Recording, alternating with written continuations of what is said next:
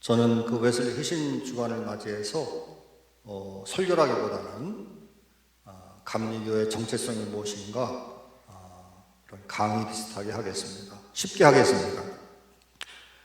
제가 영국에서 공부를 한 걸 여러분들이 아시는데 영국에서 공부할 때 5년 정도 계획을 잡았지만은 실제로는 10년 가까이 있었습니다. 재정적인 압박 때문에 일도 많이 하고 학교를 휴학도 하고 우여곡절 끝에 마치게 됐는데 제가 감리교 목사로서 재정적인 문제 때문에 학교 공부가 좀 힘들게 되었다. 그걸 안 가톨릭 교회, 그 다음에 정교회 신부들이 저한테 정교회 신부가 되라, 가톨릭 신부가 되라, 우리가 장학금 다 내주고 생활비 다 내주고 또 교단에 나가서는 우리가 다 후원하겠다.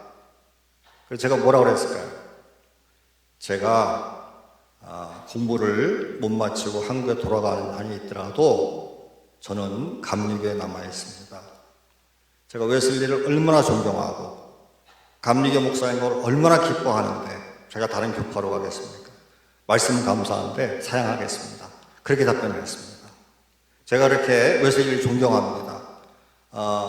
기존의 우리 감리교인들은 우리가 예수 그리스도를, 성경을 감리교의 눈으로 읽게 되는데, 그렇게 신앙생활을 하게 되는데, 감리교 뿌리가 뭔가, 정체성이 뭔가, 그걸 한번 돌아볼 수 있는 계기가 되었으면 좋겠고, 또 다른 교파에서 오신 분들은 감리교라는 데를 다니는데 뭘 가르치는 데인가, 그거를 확인하는 계기가 됐으면 좋겠습니다.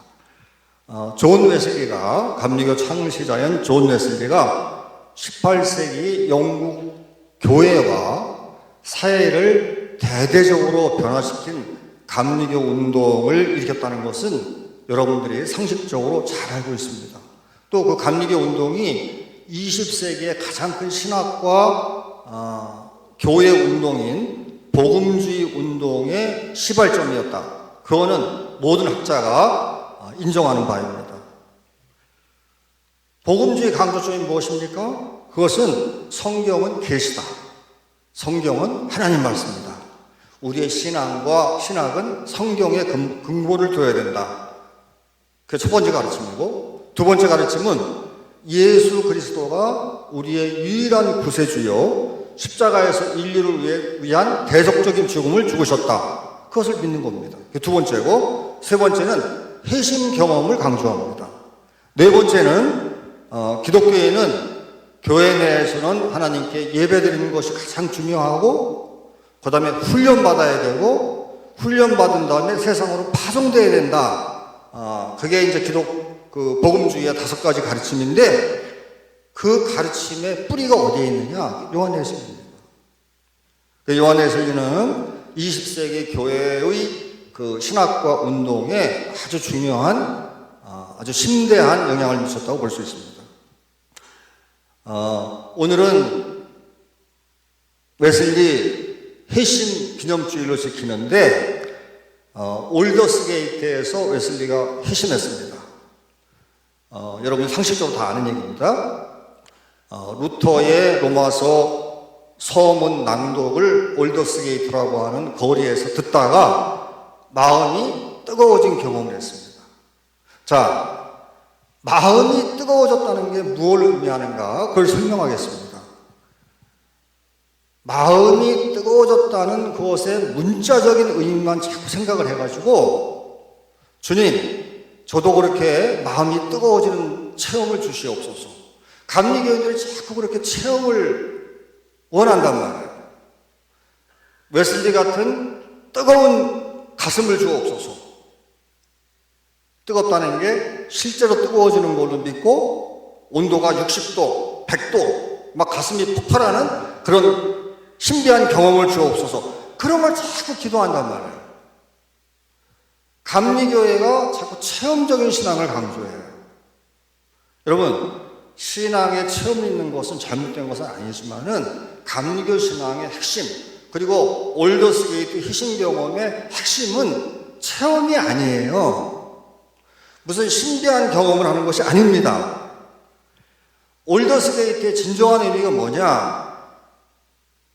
웨슬리가 어렸을 때부터 어머니 수산나로부터 청교도적인 엄격한 교육을 받고 집안 대대로 훌륭한 학자의 집안이었기 때문에 학문적으로 아주 깊이가 있었고, 그리고 대학에서는 그 당시 최고의 대학을 가서 수학을 했고, 또 심지어 그 대학의 교수까지 지냈어요. 학문적으로 아주 탁월한 사람이어서 성경을 그냥 줄줄줄 암송하고, 어렸을 때부터 어머니의 교육 때문에. 그렇지만 성경의 진정한 의미를 몰랐다고.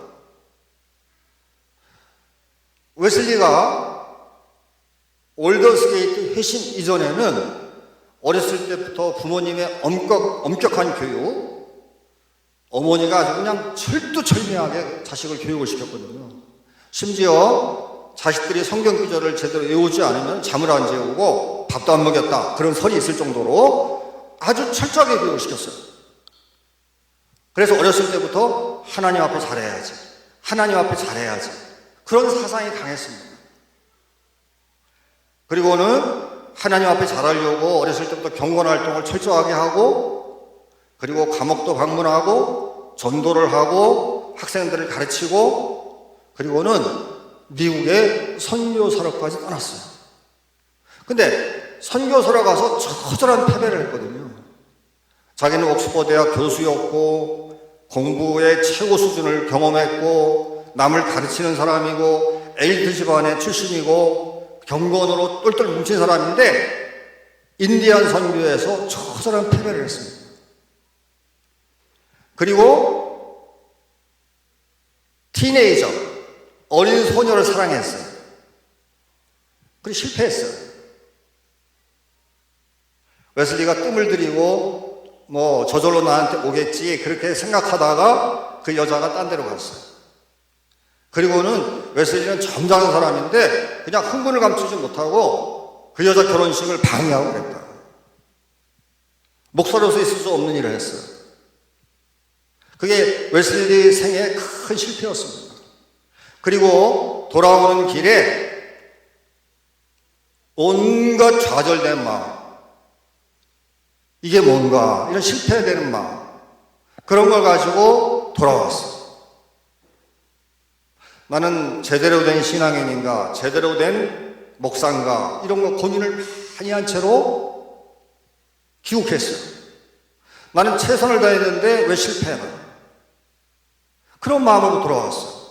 그랬다가 우연히 올더스게이트라고 하는 거리에서 모라비안 교인들이 루터의 그 로마서 주석 서문을 읽는 것을 듣고 갑자기 마음이 뜨거워졌어요. 자, 루터의 로마서 주석이라는 건 뭐예요? 그것은 의인은 오직 믿음으로 말미암아 살리라, 그 얘기거든요. 그걸 주석을 한 거거든. 그걸 중심으로 주석을 한 거거든. 행위로 구원받는 게 아니고, 공적으로 구원받는 게 아니고, 자기의 교회 활동으로 구원받는 게 아니고, 오직 하나님 앞에 믿음으로 나가는 것이다. 그걸 하나님이 이뻐하시고 인정하시고 기뻐하는 것이다. 그걸 듣는 순간 웨슬리 가슴이 뜨거워진 거예요. 왜냐하면 웨슬리 그걸 알고는 있었다고.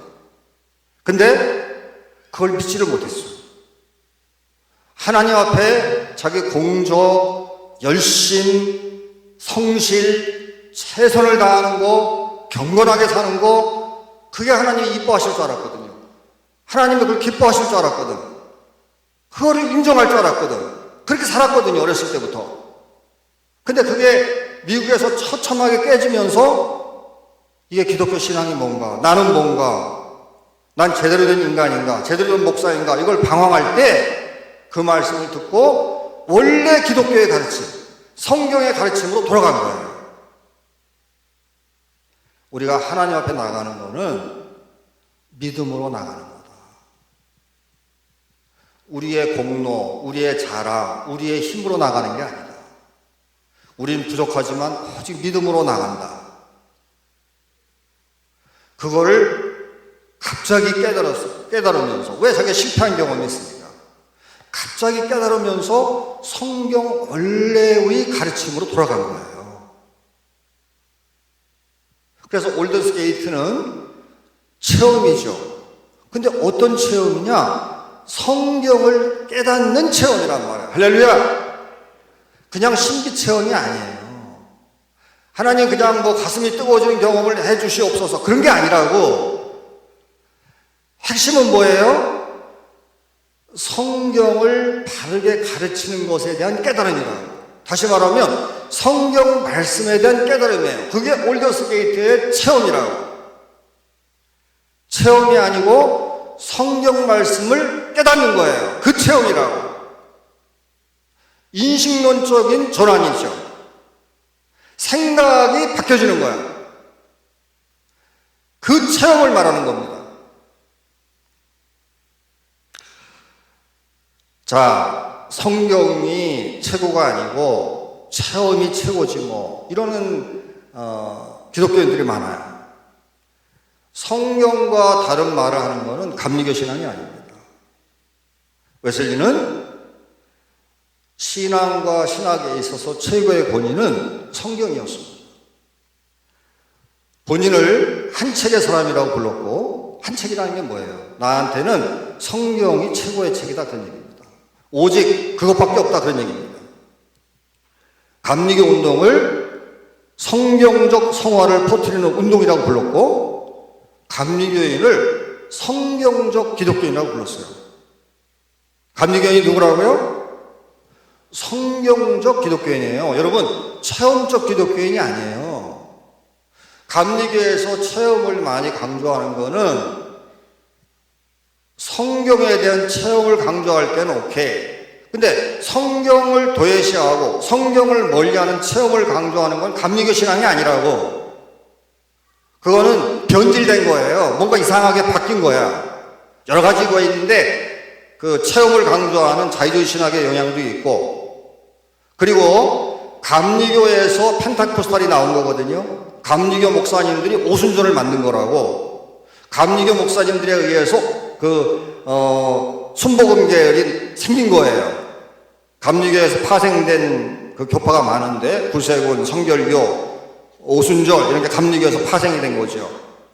그런데 감리교 목사님들이 신학적 뿌리가 약하니까 오순절적인 체험 강조를 감리교 신앙으로 알아. 제 말 이해하시죠?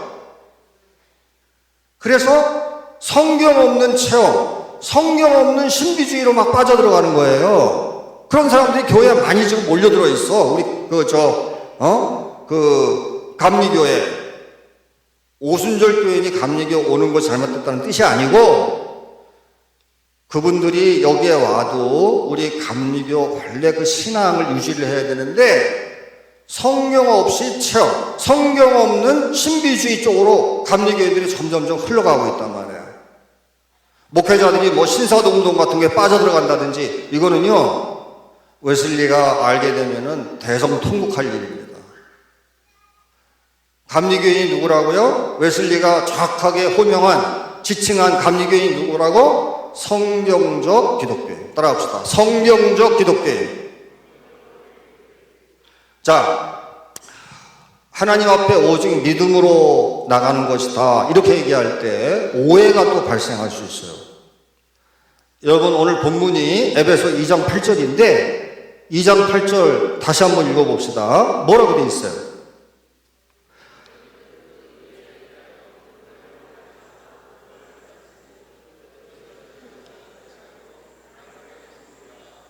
자, 구원을 어떻게 받았다고요?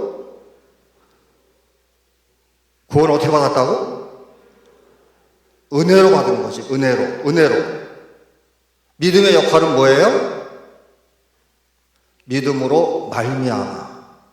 여러분, 이 둘 사이의 관계를 여러분이 잘 정리하고 잘 이해를 하셔야 돼. 물론 성경에 보면 예수님께서 내 믿음이 너를 구원하였다 이런 얘기도 있고, 그렇지만 여러분 오해하시면 안 돼.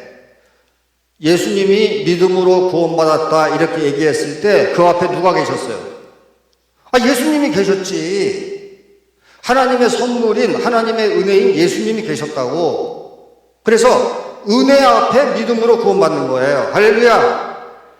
여러분, 그냥 믿음으로 구원받는다 그렇게 얘기해버리면은, 아니 믿음이 세면 구원받고 믿음이 약하면 구원을 못 받는 거냐고. 믿음이 세면 구원받은 것 같고 믿음이 약해지면 구원 못 받은 것 같은 느낌이 들잖아요. 믿음으로 구원받는다는 얘기만 하기 때문에 그렇다고. 그리고 믿음으로 구원받는다 그러면은 열심히 믿으면 구원받는 거구나. 그래서 믿음 생활을 열심히 하려고 하는데 불확실한 거예요, 그게. 신앙의 안정성을 주지를 못해요. 성경적이지도 못하고. 성경에서 말하는 건 뭐예요? 은혜로 구원받는 것이고, 은혜라는 게 뭐예요? 은혜 가운데 은혜가 누구죠? 예수 그리스도라고. 예수 그리스도는 하나님의 선물이지. 구원의 선물이라고.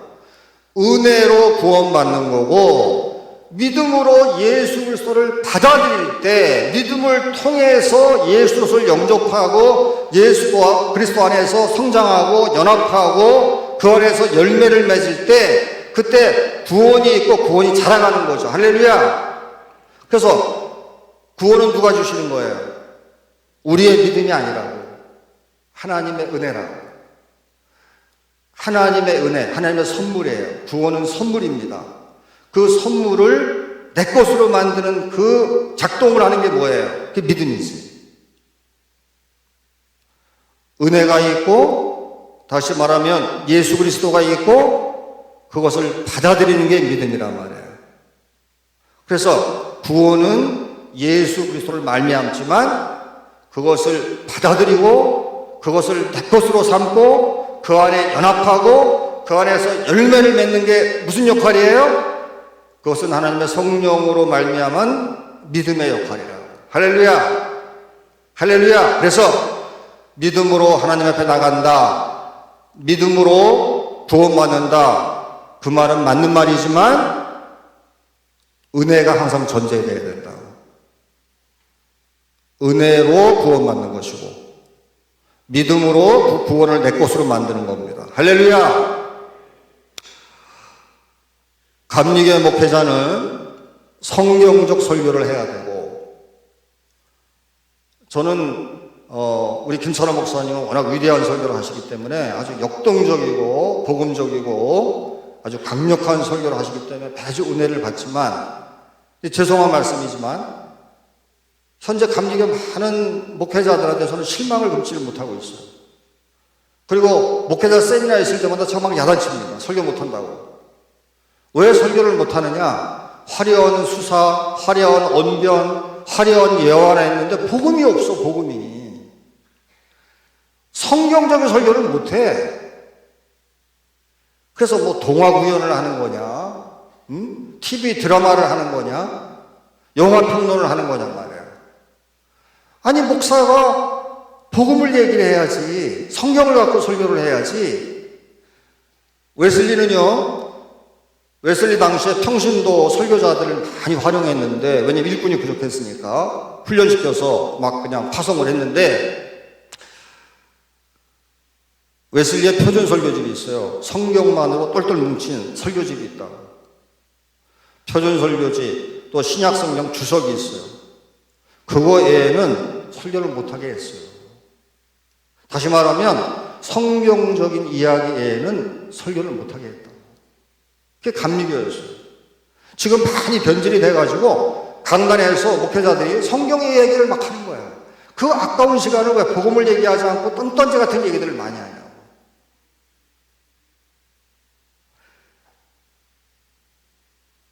교인들은 성경적으로 훈련받고 성장하고 성숙해야 감리교의 교인이라고 불릴 자격이 있습니다.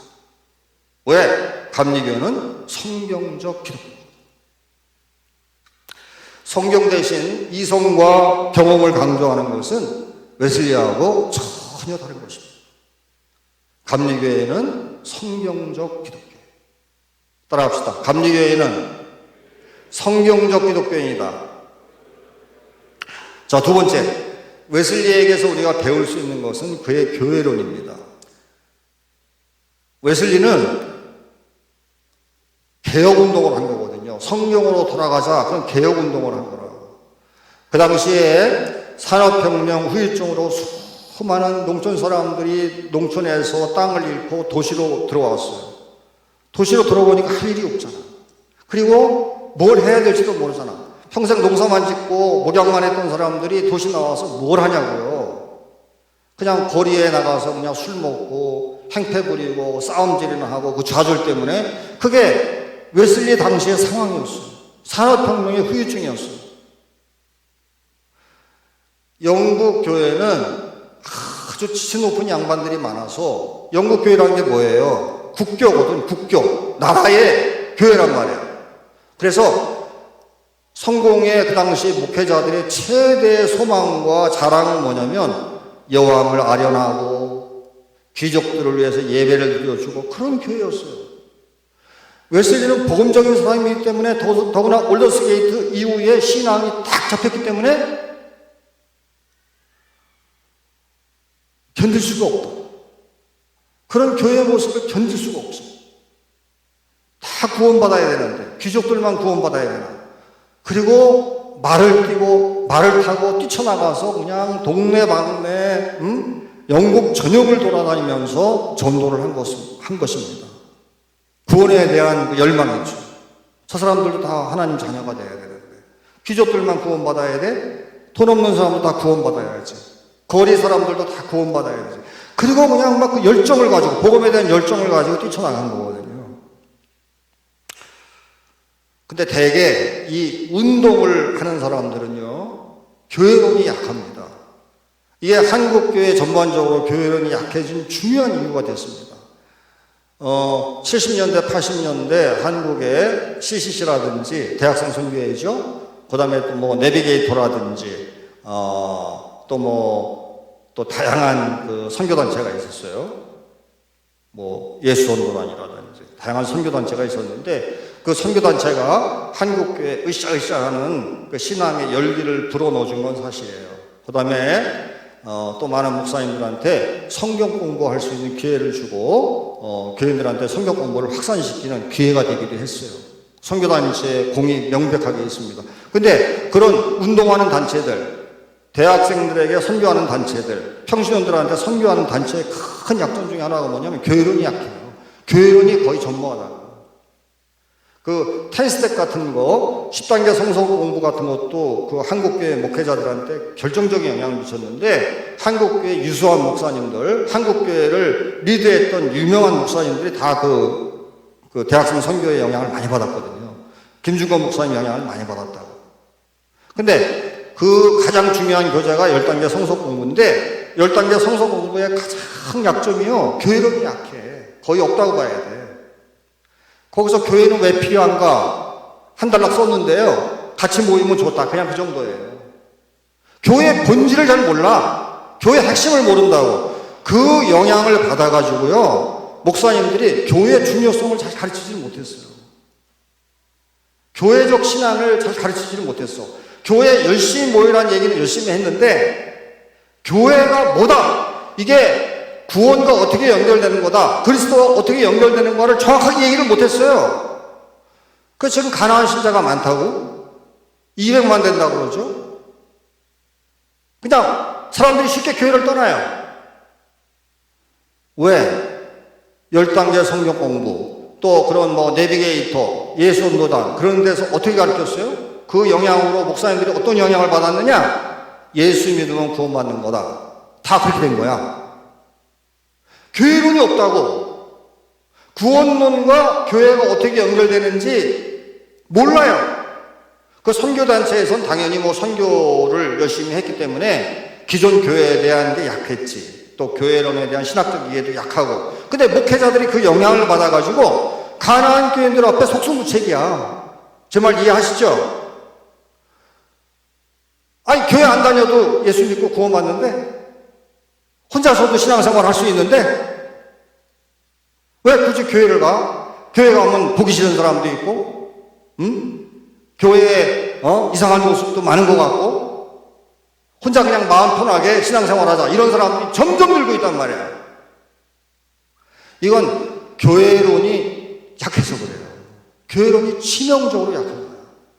웨슬리한테 우리가 배울 수 있는 건 교회론입니다. 웨슬리는 그런 선교단체 이상으로 활발하게 전도운동, 선교운동을 했지만은 웨슬리의 언제든지 초점은 뭐예요? 첫째는 성경이고 또 하나는 뭐예요? 교회라고. 교회가 그의 신앙의 중요한 축이라고, 중요한 중심이라고. 그 감리교 운동하는 사람들한테 주일마다 교회 가서 반드시 예배를 드려야 된다. 할렐루야. 여러분, 운동하면요, 그런 선교 운동하고 막 이러면 바쁘다고 그냥 빼먹고 이러잖아요. 웨슬리는 no. 뭘 위해서 선교 운동하는 거냐? 하나님 경배, 하나님을 영광드리기 위해서 우리가 선교 운동하는 건데, 운동한다고 예배를 빼먹어? 있을 수 없는 일이죠. 그래서 모든 운동하는 사람들한테, 바쁘게 움직이는 사람들한테 주일날 예배드려라. 반드시 예배드려야 된다. 교회에 여러분, 봉사하기 오는 사람들이 있어요. 주방에서 일하기 위해서 오는 사람들이 있어요. 가르치기 위해서 오는 사람들이 있어. 사람 만나기 위해서 오는 사람들이 있어요. 이거는 본말이 뒤집힌 거예요. 가르치고 봉사하고 사람 만나는 거 다 필요한데 1차적으로 교회에서 뭘 하기 위해서 모이는 거예요? 하나님께 예배드려야지. 하나님 우리를 기다렸어. 하나님 우리가 만나고 와야지. 교회에서 사람만 만나고 봉사만 만나고 일만 만나고 돌아가면 되겠어요? 그 영혼이 피폐해진다고. 결국 가나안 신자가 된다고. 피곤하면 안 나가는 거라고. 하나님을 만나야지. 존재의 근원이 되시고 우리를 지으시고 우리를 기뻐하시고 우리를 복주시기를 원하고 영혼의 샘물 되신 구원의 방패 되신 하나님을 먼저 만나야 된다고. 그게 이 교회의 가장 중요한 중심이고 기능이고 목적이라고.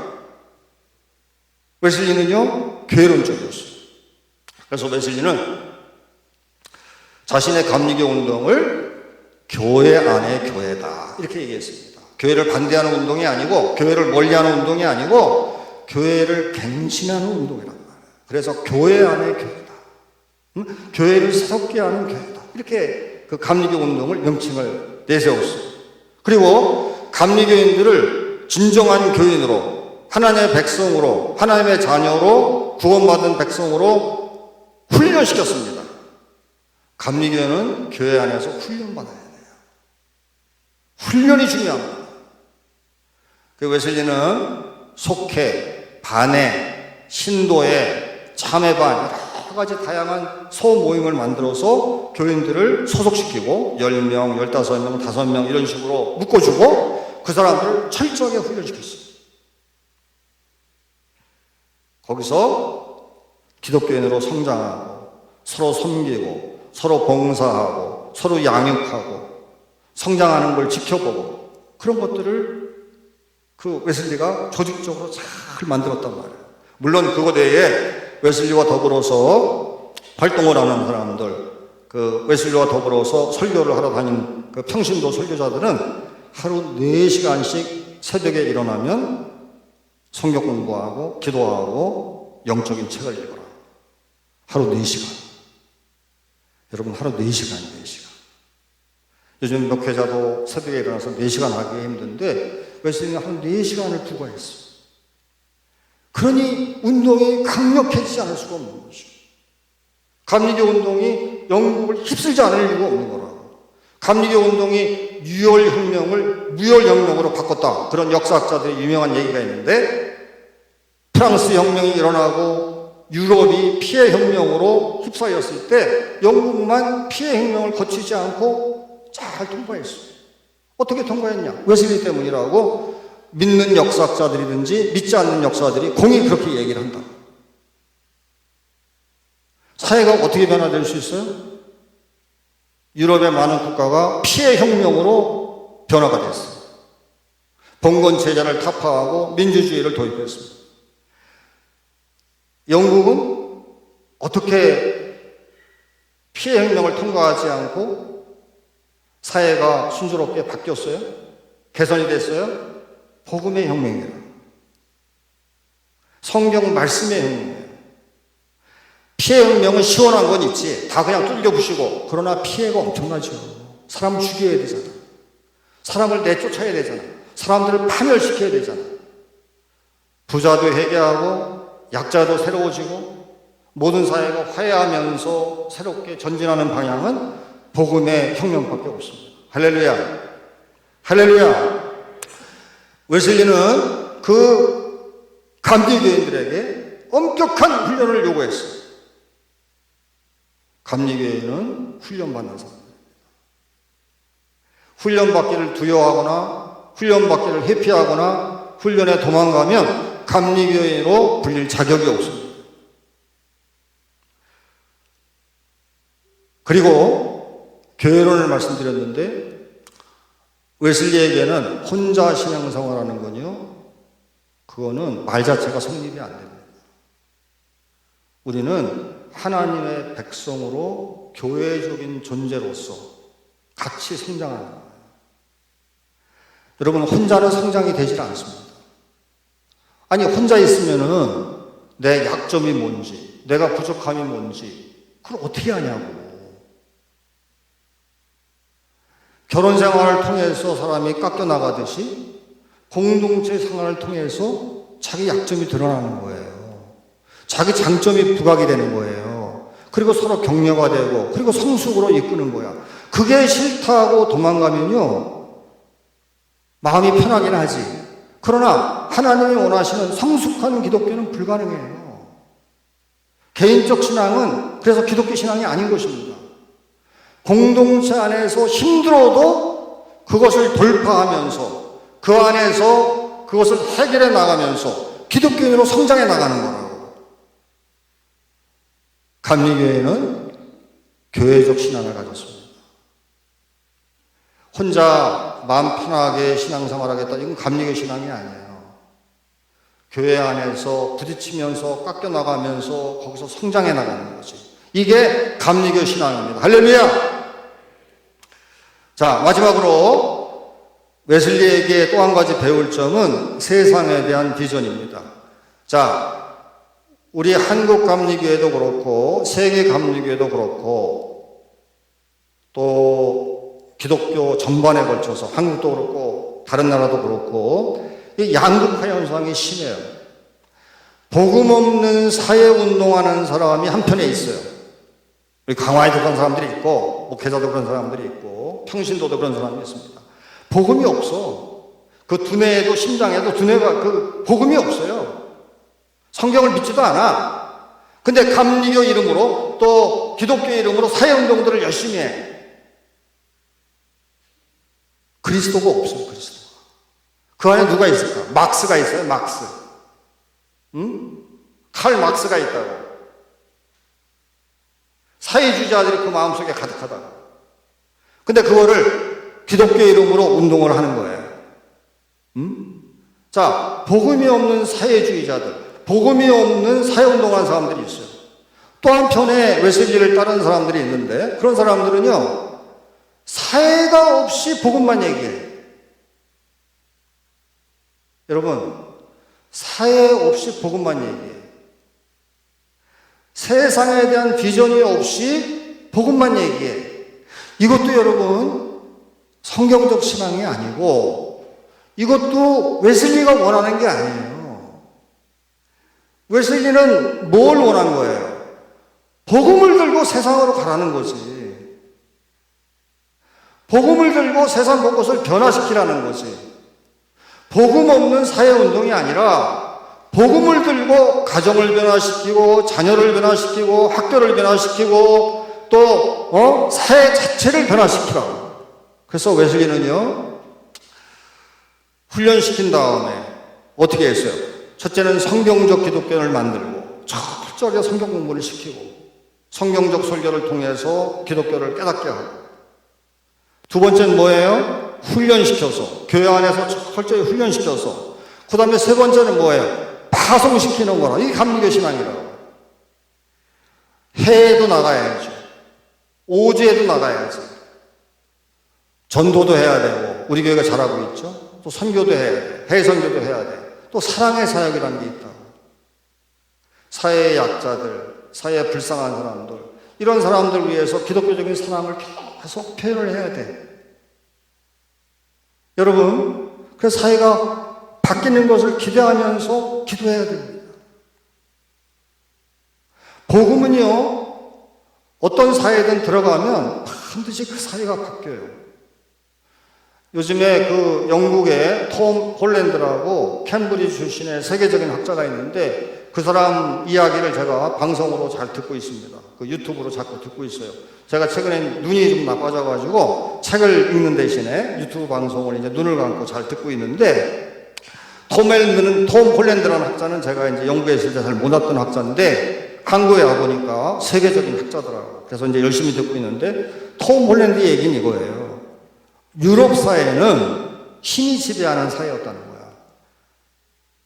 로만 엠파이어, 로마 제국이 지배했을 때 로마 제국은요, 칼을 휘둘렀죠. 칼을 휘둘러서 이방인들을 다 제압하고, 네로라든지 뭐 카리큘라라든지 뭐 사람들을 뭐 잔인하게 죽였던 황제들은 말할 것도 없고 로마 문화 자체, 헬레니즘 문화 자체는 힘을 숭상하는 나라였다는 거예요. 그게 니체까지 연결된다는 거야. 그 니체는 좀 복잡하니까 얘기하지 말고 어쨌든 서구 문화는 힘을 강조하고 약자를 경멸하는 그 문명이었다는 거예요. 그게 로만 엠파이어였다는 거야. 로마 제국이었다는 거야. 강한 자를 숭상하고 약자를 무시하고 그랬던 사회였다는 거예요. 그래서 히틀러가 약자를 다 죽이잖아요.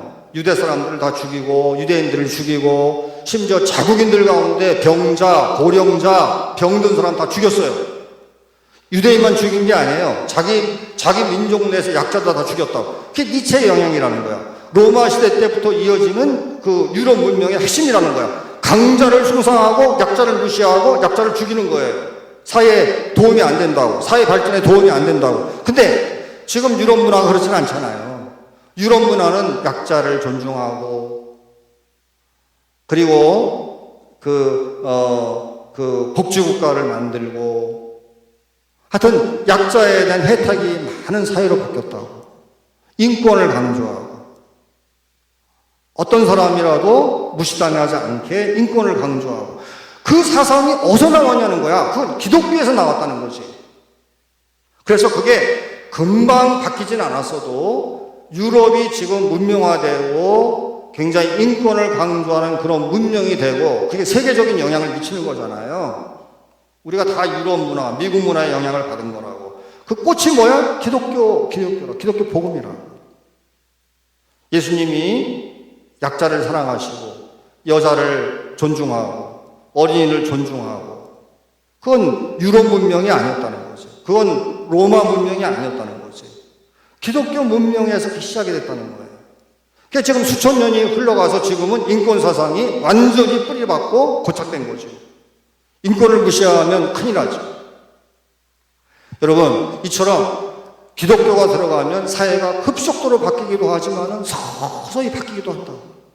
복음은 반드시 사회적인 영향력을 잉태하고 그리고 영향을 미치는 거예요.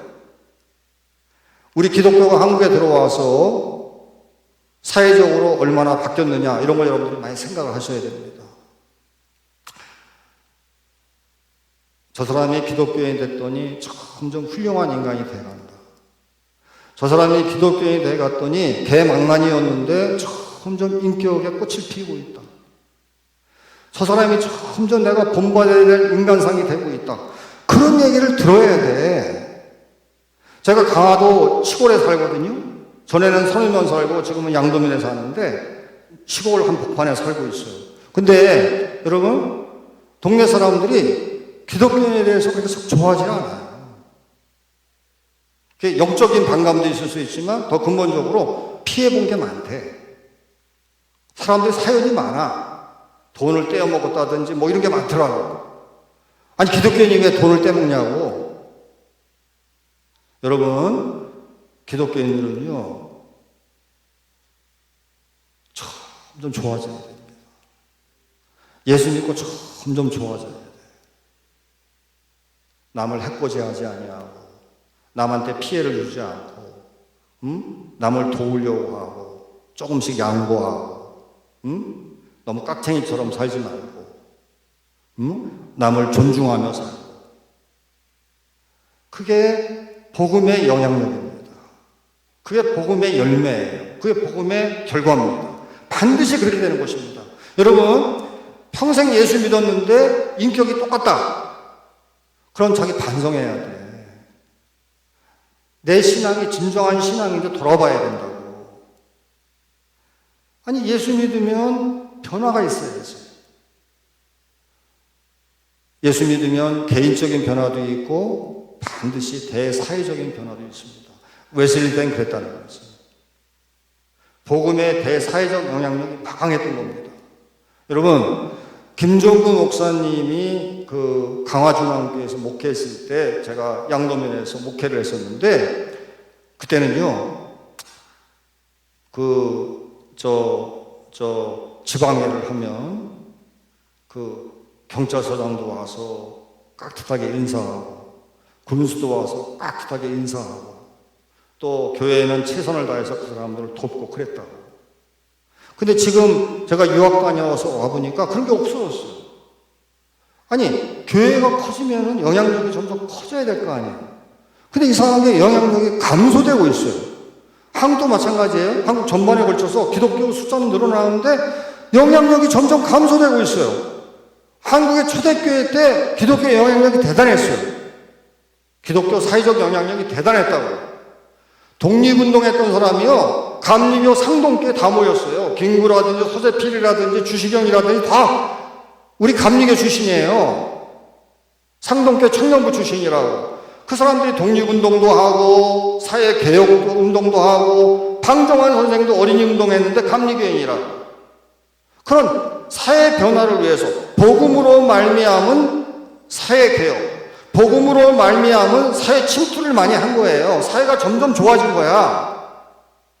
근데 어떻게 기독교인이 800만 명, 1000만 명 되는데 점점 사회적인 영향력이 약해지는 거예요. 그래서 제가 말씀드리는 거는 복음 없는 사회도 큰 문제고, 복음 없이 사회운동하는 목사들이 많아요. 이게 큰 문제라고.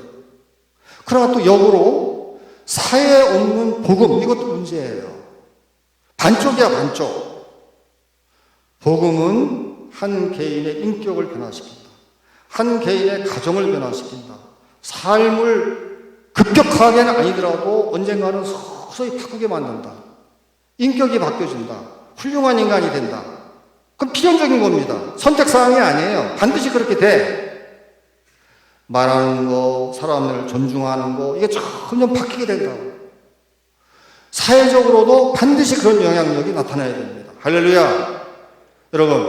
여러분이 복음을 제대로 배웠다면, 복음을 제대로 이해했다면, 자녀를 대하는 법, 남편을 대하는 법, 부인을 대하는 법, 타인을 대하는 법, 이런 게 바뀌어가야 돼요. 바뀌어가야 돼요. 바뀐 부인 보고 내가 예수 믿기로 작정했다. 그런 남편들이 얼마나 과거에 많았어요. 근데 지금은 자기 중심적인 세대라 조금도 자기를 양보 안 하려고 그래. 남편이든 아내든, 심지어 기독교인들도 조금도 양보를 안 하려고 그래. 과거에 기독교인들이 예수 믿고 변화돼서 지금 우리가 예수를 믿게 된 거예요. 할렐루야. 그 아름다운 영향력이 있기 때문에 교회에 대한 좋은 소문들을 듣고 여러분들이 교회에 나오게 된 거라고. 웨슬리에게 우리가 배울 게 뭐예요? 첫째는 성경적 신앙. 두 번째는 뭐예요? 교회적 신앙. 세 번째는 뭐예요? 예수 믿으면 반드시 성화가 되고, 예수 믿으면 반드시 사회가 변화가 되고, 예수 믿으면 반드시 내 주위의 관계가 바뀌게 된다. 할렐루야!